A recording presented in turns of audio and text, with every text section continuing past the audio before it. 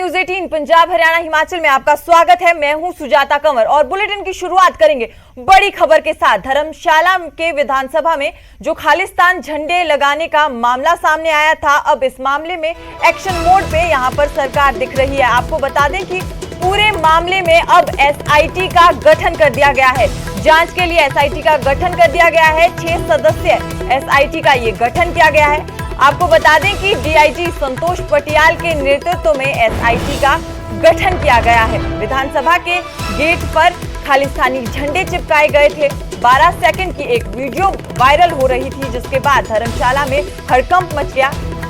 खबर के सामने आते ही प्रशासनिक अधिकारी वहां पर पहुंचे, जिन्होंने उसके बाद वहां से खालिस्तानी झंडे हटवाए और दीवारों पर जो खालिस्तान लिखा गया था उसे भी यहां पर मिटाया गया।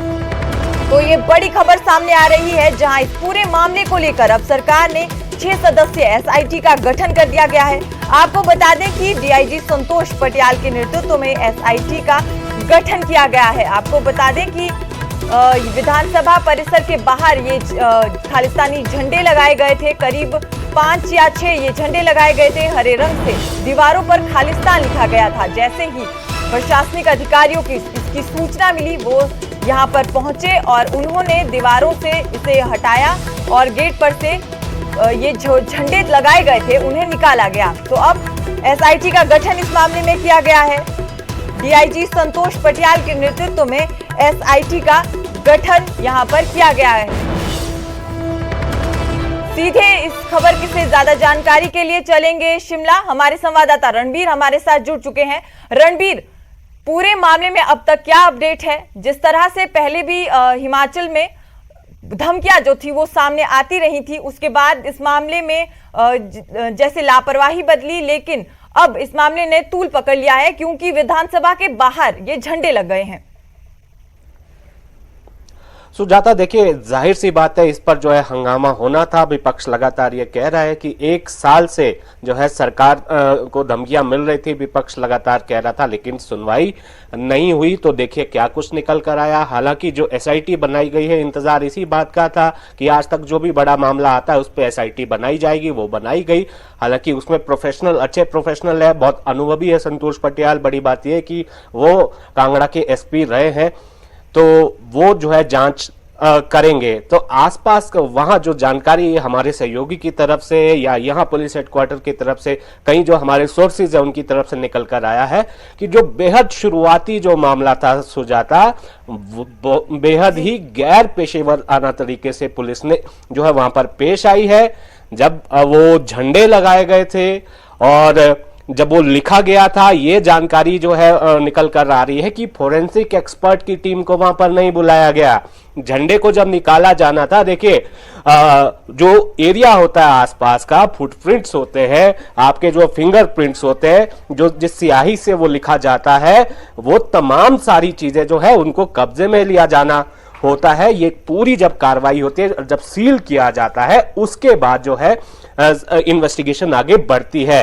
और तो और अगर कोई गाड़ी से भी आया होगा तो जाहिर सी बात है कि वहां पर टायर के मार्क्स तो होते ही हैं, जो जनरल एक इन्वेस्टिगेशन का पार्ट होता है। ये तो मामला इतना बड़ा है और फटाफट से उसे जो है दीवारों की पुताई फिर से कर दी गई। खैर, ये जो है बातें अभी निकल रही है, पुलिस पर आरोप इस तरह के लग रहे हैं। देखना होगा कि इस मामले में क्या कुछ निकल कर आता है। ये भी जानकारी निकल कर आ रही है कि जो आसपास का जो डंप डाटा है उसको खंगाला जा रहा है, क्योंकि सीसीटीवी जो है आसपास तो ज्यादा है नहीं।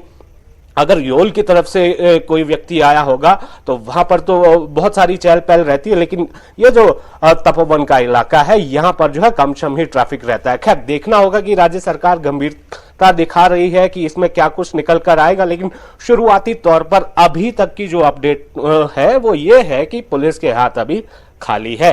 कोई ये कह रहा है कि कोई शरारती तत्व है, लेकिन विपक्ष प्रतिभा सिंह से हमने बात की थी, जो कांग्रेस की प्रदेशाध्यक्ष है, विक्रमादित्य सिंह से बात की थी। विक्रमादित्य सिंह ने तो एक तिरंगा यात्रा भी निकाली थी, थ्रेट के बारे में बताया गया था और सरकार ने उसको हल्के में लिया।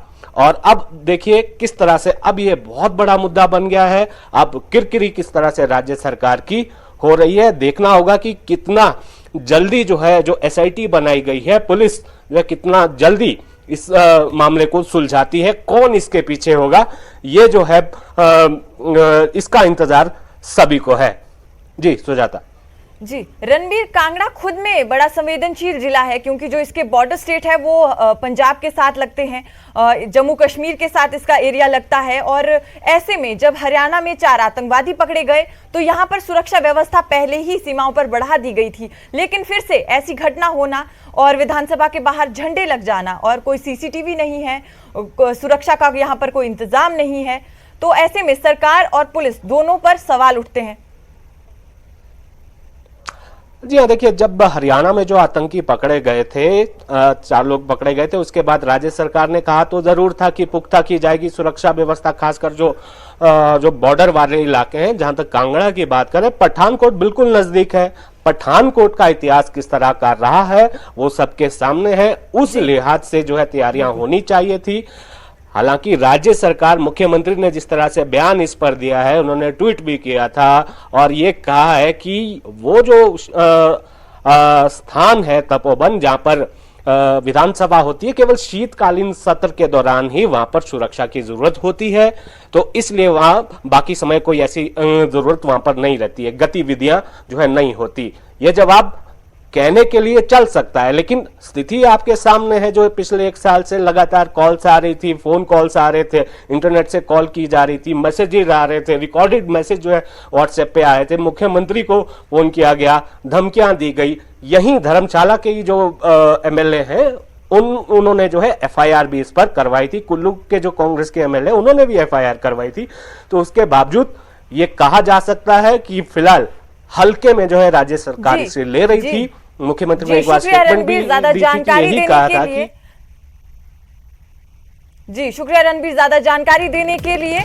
और ऐसे में हिमाचल में जब पहले ही सुरक्षा व्यवस्था बढ़ा दी गई थी, लेकिन फिर भी इस तरह का मामला सामने आना सरकार और पुलिस दोनों पर सवाल उठाता है। और खालिस्तान झंडे लगाने के मामले में हिमाचल के